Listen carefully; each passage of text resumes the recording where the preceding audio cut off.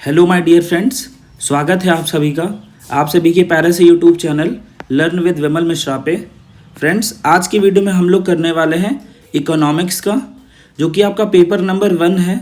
और ये paper number 1 आपका मेजर के स्टूडेंट्स के लिए भी है और माइनर के स्टूडेंट्स के लिए भी है। ओके, इस वीडियो में मैं आपको टॉप 50 इंपॉर्टेंट MCQs क्वेश्चन कराऊंगा, जो कि आपके एग्जाम के पॉइंट ऑफ व्यू से मोस्ट इंपॉर्टेंट क्वेश्चंस होंगे। ओके, जैसा कि आपने देखा होगा कि यूनिट नंबर 1 का जो टाइटल है वो क्या है कि डिमांड फॉर मनी, और इस डिमांड फॉर मनी में बहुत सारे सब टाइटल्स भी हैं, मतलब सब पार्ट्स भी हैं। ओके, सो मेन आपका ये है डिमांड फॉर मनी, ये कि आप ये जो आपका है वो BA 4 सेमेस्टर का पार्ट है। ओके, और ये इकोनॉमिक्स का BA 4 सेमेस्टर यूनिट नंबर 1 हम लोग करेंगे डिमांड फॉर मनी।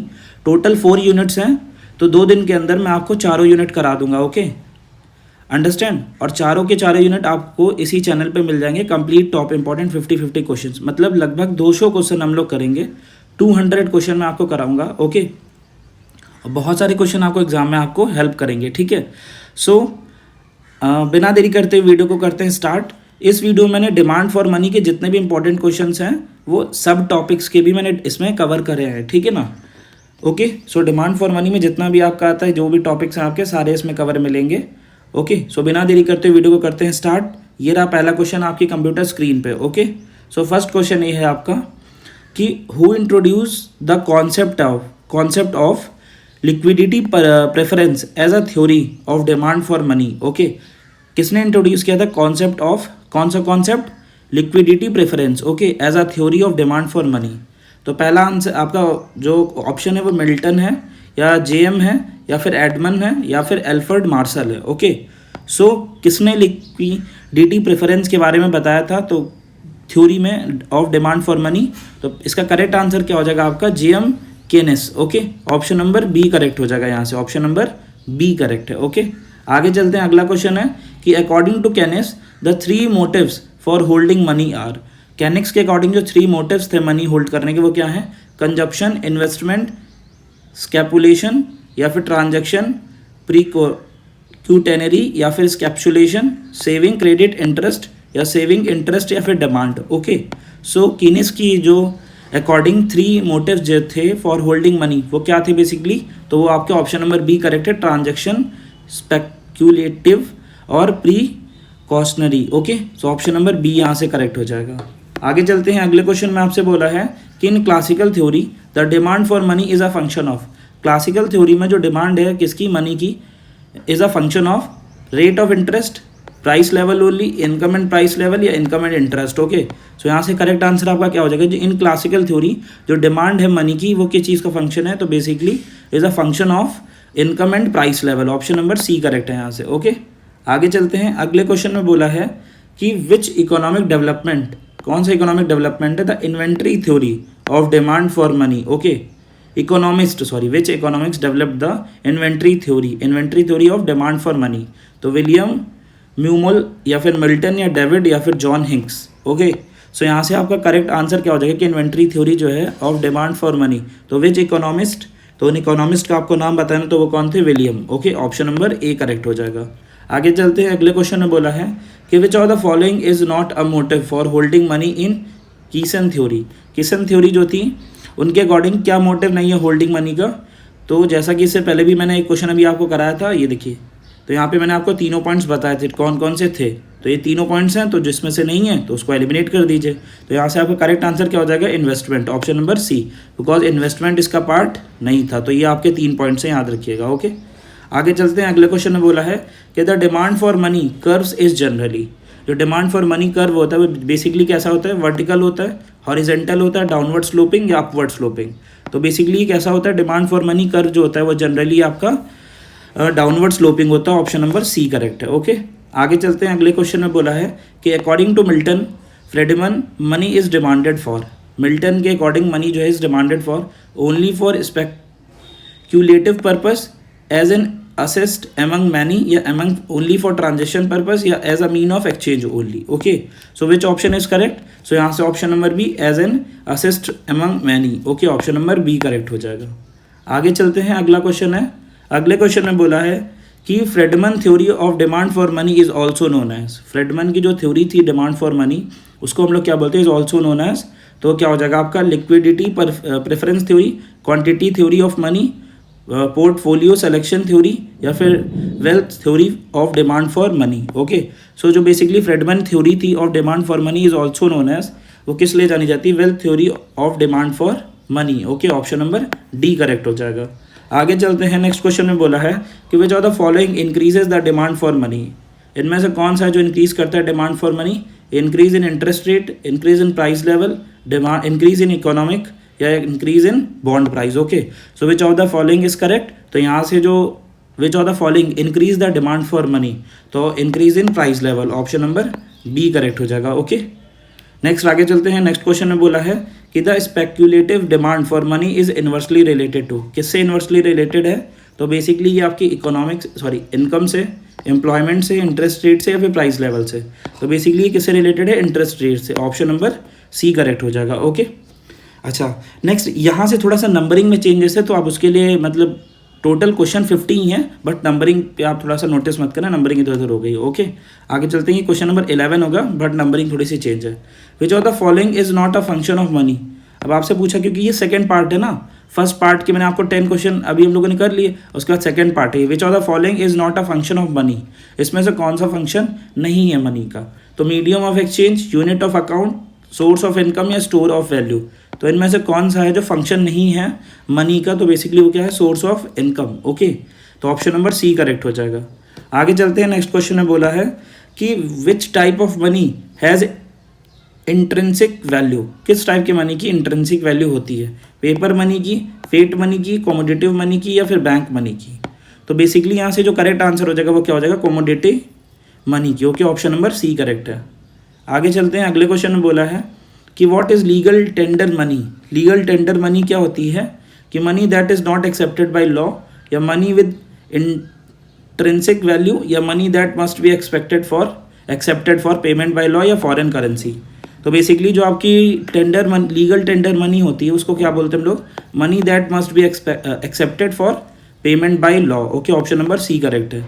आगे चलते हैं, अगले क्वेश्चन में बोला है कि the most essential function of money, most essential function क्या है मनी का, store of value, medium of exchange, standard of deferred payment या फिर यूनिट ऑफ अकाउंट, तो यहाँ से आपका करेक्ट आंसर क्या हो जाएगा, करेक्ट आंसर है आपका medium of exchange, option number B correct है। ओके, नेक्स्ट आगे चलते हैं, अगले क्वेश्चन में बोला है कि which of the following is an example of metallic standard, इसमें से कौन सा एग्जाम्पल है मेटेलिक स्टैंडर्ड का। ओके, तो gold standard, paper standard, fiat या टोकन मनी, तो यहाँ से आपका जो मेटेलिक स्टैंडर्ड का एग्जांपल है वो बेसिकली क्या है आपका, gold standard. Okay, option number A correct हो जाएगा।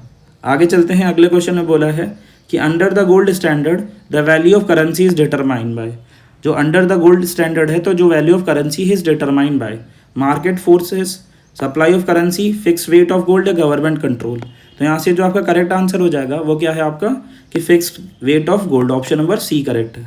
आगे चलते हैं, अगले क्वेश्चन में बोला है कि which country was known for introducing the gold standard system in the 19th century, कौन सी कंट्री है जो जानी जाती है gold standard system in 19th century, तो फ्रांस, यूएसए, यूके, जर्मनी, तो यहाँ से आपका करेक्ट आंसर क्या हो जाएगा, करेक्ट आंसर हो जाएगा UK, option number C correct है।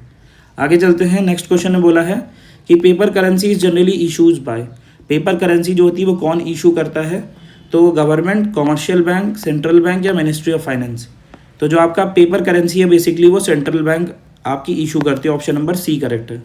आगे चलें, अगले क्वेश्चन में बोला है कि which system allow both gold and silver as standard money, कौन सा सिस्टम है जो अलाउ करता है गोल्ड और सिल्वर को दोनों को एज अ स्टैंडर्ड मनी, तो मोनोमेटलिज्म, बीमेटलिज्म या फिर फिएट सिस्टम या टोकन सिस्टम, सो यहाँ से आपका करेक्ट आंसर क्या हो जाएगा कि which system allow both gold and silver as standard money, तो वो कौन सा सिस्टम है बेसिकली, तो बीमेटलिज्म है, ऑप्शन नंबर बी करेक्ट है। ओके,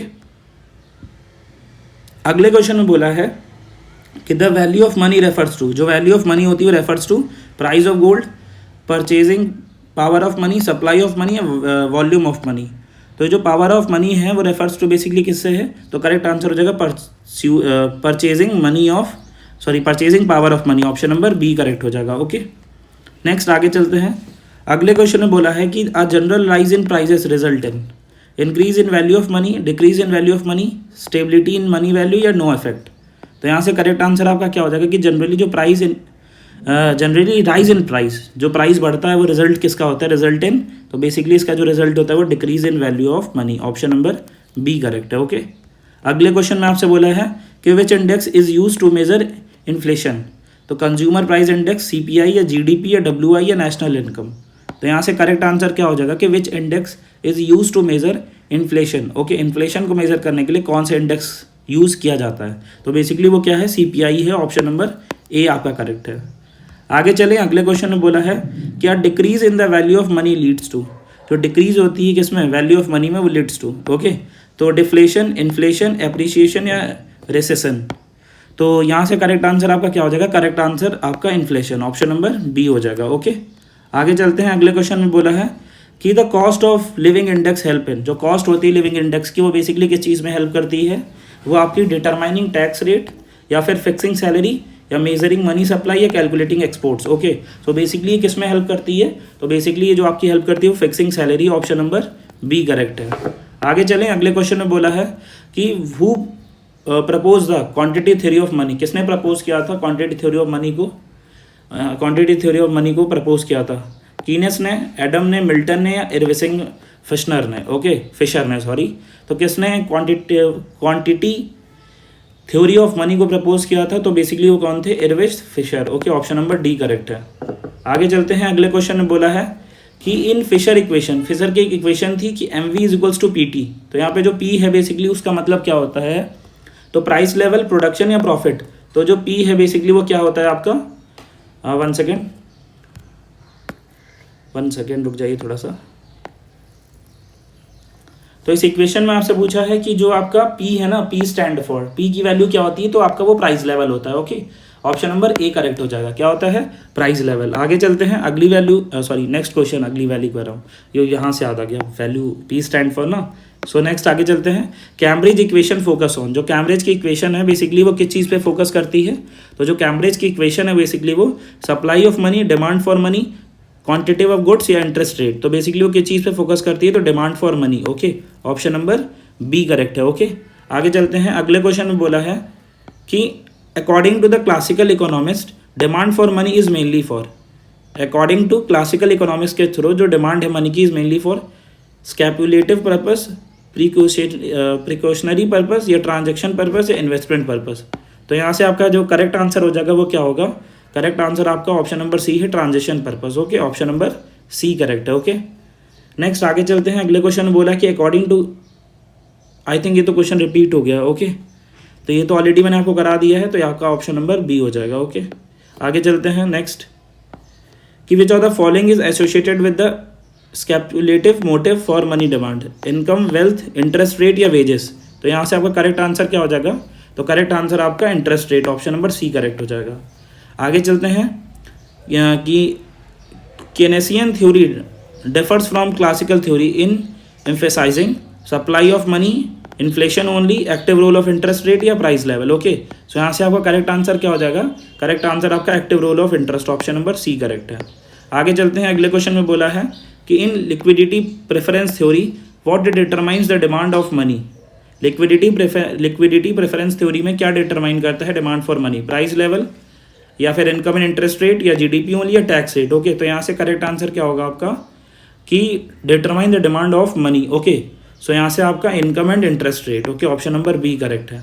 आगे चलते हैं, अगले क्वेश्चन में बोला है कि the Keynesian approaches to demand for money is also called, उसको क्या बोलते हैं, real balance effect, liquidity preference theory या monetary neutrality theory, neutrality demand pull theory. Okay, so basically इसके बारे में किस थ्योरी में बताया गया था, तो उस थ्योरी का नाम आपका क्या है, liquidity preference theory, option number B correct है। ओके, आगे चलते हैं, अगले क्वेश्चन में बोला है कि in Keynesian theory which motives increase during economics uncertainty, transaction, precautionary, speculative या प्रोडक्टिव। ओके, सो यहाँ से करेक्ट आंसर क्या हो जाएगा आपका, तो करेक्ट आंसर हो जाएगा option number B, precautionary. Okay, आगे चलते हैं, अगले क्वेश्चन में बोला है कि money that is back by a commodity like gold is called, उस मनी को क्या बोलते हैं, fiat money, token money, representative money या प्लास्टिक मनी। सो बेसिकली उस मनी को क्या बोलते हैं, तो उस मनी को हम लोग क्या बोलते हैं बेसिकली, तो वो रिप्रेजेंटेटिव मनी होती है, ऑप्शन नंबर सी करेक्ट है। आगे चलते हैं, अगले क्वेश्चन में बोला है कि which of the following is not a component of M1 narrow money. Okay, currency with public, demand deposit, time deposit या अदर डिपॉजिट विद RBI। तो जो कौन सा है, is not a component of MI, narrow money का component नहीं है। तो बेसिकली इसका करेंट आंसर क्या हो जाएगा कि time deposit, option number C.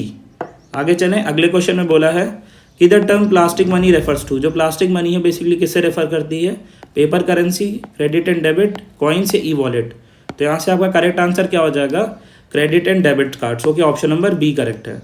आगे चलें, अगले क्वेश्चन में बोला है कि what which is the most liquid form of money, इनमें से कौन सा है जो लिक्विड फॉर्म ऑफ मनी है, fix deposit, currency, mutual fund या ट्रेजरी बिल्स। ओके, सो जो लिक्विड फॉर्म ऑफ मनी है बेसिकली वो आपका क्या है, करेंसी नोट से, ऑप्शन नंबर बी करेक्ट है।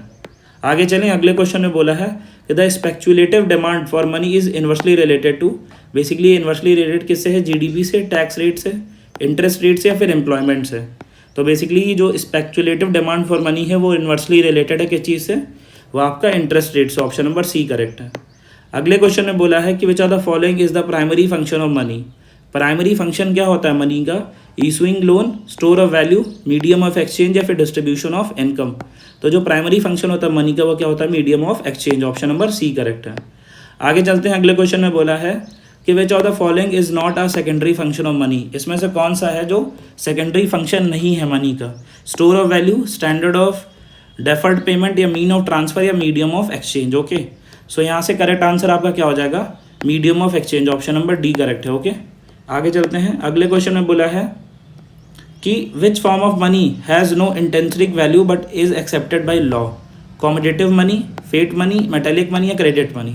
तो यहाँ से आपका जो करेक्ट आंसर हो जाएगा वो क्या होगा, fight money. Okay, fit money, sorry fit बोलते हैं, ऑप्शन नंबर बी। ओके, आगे चलते हैं, नेक्स्ट क्वेश्चन में आपसे बोला है कि barter system was replace by money mainly due to, barter system जो था was replace by money, basically ऐसा क्यों था, lack of gold, lack of sorry goods, government intervention या डबल कॉन्सिडेंस ऑफ वॉन्ट्स या फिर हाई इन्फ्लेशन। ओके, सो यहाँ से आपका जो करेक्ट आंसर है वो क्या हो जाएगा, double coincidence of wants, option number C correct है। ओके, आगे चलते हैं, अगले क्वेश्चन में बोला है कि which of the following is a qualitative method of credit control, के लिए क्वालिटेटिव मेथड क्या है, bank rate, open market operation, cash reserve ratio या मोरल सुएशन। ओके, तो यहाँ से आपका करेक्ट आंसर क्या हो जाएगा कि moral. Okay, option number D correct है। ओके, आगे चलते हैं, अगले क्वेश्चन में बोला है कि which of the following is not a type of monetary standard, इसमें से कौन सा नहीं है, paper standard, bimetallic standard, gold billion standard या लेबर स्टैंडर्ड। तो जो लेबर स्टैंडर्ड है ऑप्शन नंबर डी, वो आपका क्या है, मॉनेटरी सिस्टम, मॉनेटरी स्टैंडर्ड नहीं है। ओके, अगले क्वेश्चन में बोला है कि under gold Boolean standard currency is convertible into, gold Boolean system में करेंसी किस में कन्वर्ट हो जाती है, गोल्ड कॉइन में, गोल्ड बार, सिल्वर या पेपर में। तो बेसिकली जो आपकी करेंसी कन्वर्ट होती है वो गोल्ड बार्स में कन्वर्ट हो जाती है, ऑप्शन नंबर बी। आगे चलें, अगले क्वेश्चन में बोला है कि in which year did the UK formally abandon the gold standard, किस ईयर में उन्होंने जो है एब्डमन किया था गोल्ड स्टैंडर्ड को। तो बेसिकली 1914, 25, 31 या 44। तो यहाँ से जो करेक्ट आंसर हो जाएगा वो क्या होगा आपका 1931, ऑप्शन नंबर आपका सी करेक्ट है। आगे चलते हैं, नेक्स्ट एक मिनट चेक कर लेते हैं, हाँ ठीक है।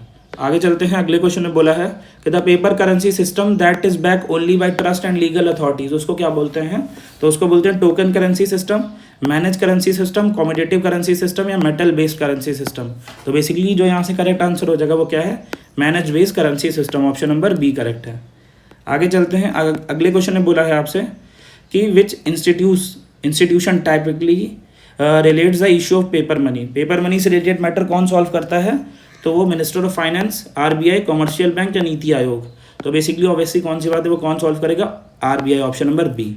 तो आपने देखा टोटल मैंने 40 क्वेश्चन ये आपको कराए और 10 ऊपर कराए थे, टोटल आपको मैंने 50 क्वेश्चन करा दिए। Okay, so thank you very much, और आई होप आप सभी को समझ में आया होगा। आप जिस भी लेक्चर पे आप वीडियो चाहते हो या जो भी सब्जेक्ट पे, आप कमेंट बॉक्स में बता देना, मैं ट्राई करूँगा कि जल्दी से जल्दी उस पर वीडियो आपको अपलोड कर सकूँ। और 4 यूनिट का पहला टॉपिक कवर हो गया, 3 टॉपिक बचे हैं, 2 दिन में वो भी कंप्लीट हो जाएंगे। ओके, और अभी आपके एग्जाम में टाइम है, so all the very best, thank you for watching, tata bye bye. Okay, मिलते हैं नेक्स्ट वीडियो में, तब तक के लिए आप लोग हंसते रहें, मुस्कुराते रहें। Okay, all the very best.